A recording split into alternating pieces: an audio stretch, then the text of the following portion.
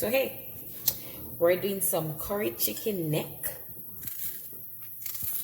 So with some onions I have here, scotch bonnet pepper,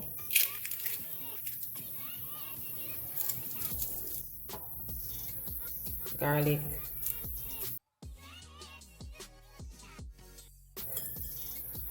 scallion, there's a piece of thyme in there, a drop for the better pot curry, putting some all-purpose on there, just a little bit, and some chicken seasoning.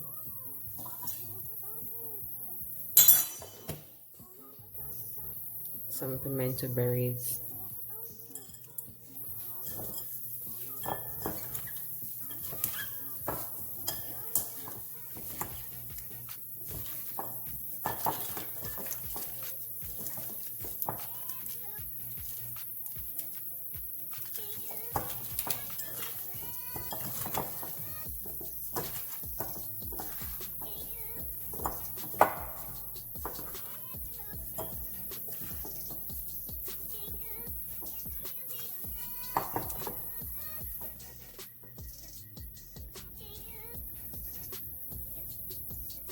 Piece of ginger,